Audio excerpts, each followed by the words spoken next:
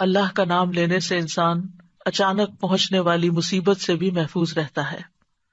عثمان بن عفان کہتے ہیں، میں نے رسول اللہ صلی اللہ علیہ وسلم سے سنا، آپ فرماتے تھے، جس نے شام کو 3 بار یہ دعا پڑھ لی اسے صبح تک کوئی اچانک مصیبت نہیں آئے گی، کوئی اچانک مصیبت نہیں آئے گی۔ یعنی اس کا مطلب نہیں کہ دوسری آ جائے گی، یعنی ایک دم کسی قسم کی پریشانی اس کو لاحق نہیں ہوگی۔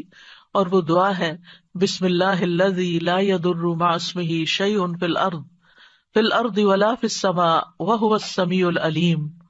اللہ کے نام سے، وہ ذات کہ اس کے نام سے کوئی چیز زمین میں ہو یا آسمان میں نقصان نہیں دے سکتی، اور وہ خوب سنتا ہے اور خوب جانتا ہے۔ اور جس نے صبح کے وقت یہ دعا پڑھ لی اسے شام تک کوئی اچانک مصیبت نہیں آئے گی، اور جب شام کو کوئی پڑھ لے تو صبح تک اس کو پریشانی نہیں ہوگی۔ اسی طرح اگر انسان بسم اللہ نہیں پڑھتا تو یاد رکھیے کہ بسم اللہ نہ پڑھنے کا نقصان یہ ہے، ابن عباس کہتے ہیں کہ ابلیس نے اللہ تعالیٰ سے کہا کہ تو نے اپنی ساری مخلوق کا رزق واضح کر دیا ہے، میرا رزق کس میں ہے؟ تو اللہ تعالیٰ نے فرمایا، ہر اس چیز میں جس پر میرا نام نہ لیا جائے۔ تو گویا جس چیز پر ہم اللہ کا نام نہیں لیتے وہ رزق پھر شیطان کے حصے میں چلا جاتا ہے، گویا ہم اپنے دشمن ہی کو فیڈ کرتے ہیں۔ قیامت کے دن بھی اللہ کے نام سے وزنی کوئی چیز نہ ہوگی۔ پھر اسی طرح یعنی اس دعا کے پڑھنے کے مواقع کون کون سے ہیں؟ نمبر 1، ہر کام شروع کرنے سے پہلے، تاکہ اس میں برکت اور مدد حاصل ہو، اس کے اندر قبولیت ہو، ہمیں اخلاص نصیب ہو۔ پھر خاص طور پر کھانا کھانے سے پہلے، حضرت عائشہ کہتی ہیں کہ رسول اللہ صلی اللہ علیہ وسلم نے فرمایا، جب تم میں سے کوئی کھانا کھانے لگے تو چاہیے کہ اللہ تعالیٰ کا نام لے، پھر اگر شروع میں اللہ تعالیٰ کا نام لینا بھول جائے تو چاہیے کہ یوں کہے، بسم اللہ اولہ و آخرہ، اللہ کے نام سے اس کھانے کے شروع میں اور آخر میں بھی۔ پھر اسی طرح لباس اتارتے وقت بسم اللہ پڑھنی چاہیے۔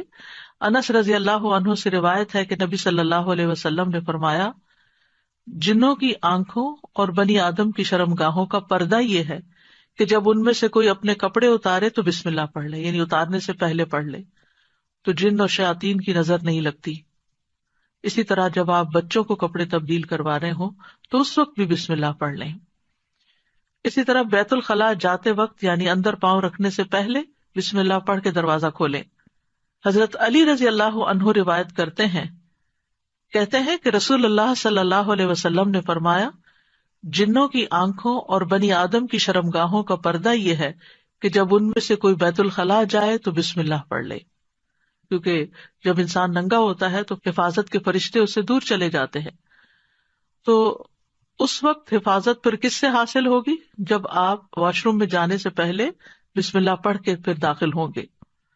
اسی طرح وضو سے پہلے ابو ہریرہ کہتے ہیں کہ رسول اللہ صلی اللہ علیہ وسلم نے فرمایا، لا صلاۃ لمن لا وضوء لہ ولا وضوء لمن لم یذکر اسم اللہ تعالی علیہ، کہ جس کا وضو نہیں اس کی نماز نہیں، اور جو شخص وضو کے شروع میں اللہ تعالیٰ کا نام نہ لے اس کا وضو نہیں۔ اب یہاں پر بعض لوگوں کو یہ پریشانی ہوتی ہے کہ ہم واش روم میں کھڑے ہوتے ہیں، وہیں سنک ہے، وہیں کموڈ ہے، تو پھر ہم بسم اللہ کس طرح پڑھیں؟ اس کے ایک تو یہ ہے کہ جب آپ وضو کی نیت سے جا رہے ہیں تو اندر داخل ہونے سے پہلے ہی پڑھ لیں اور جا کے ٹیپ کھول لیں اور اپنا وضو شروع کر دیں۔ دوسرا یہ ہے کہ آپ دل میں پڑھ لیں، لیکن اگر کوئی بھول گیا ہے تو جس وقت یاد آئے یعنی وضو کے دوران اس وقت بھی پڑھ سکتا ہے۔ پھر اسی طرح پڑھنا ہی بھول گیا تو اس کا کیا مطلب؟ وضو ہوا ہی نہیں سرے سے، یا پھر یہ کہ اس کی اگر وضو نہیں ہوا تو کیا نماز ہی نہیں ہوئی؟ نہیں، اس کا مطلب یہ کہ اس کا وضو کامل نہیں ہوا۔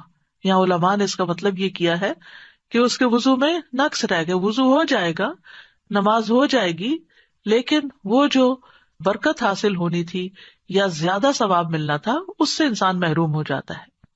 پھر اسی طرح یہ ہے کہ قرآن مجید کی قرأت سے پہلے بسم اللہ پڑھنی چاہیے۔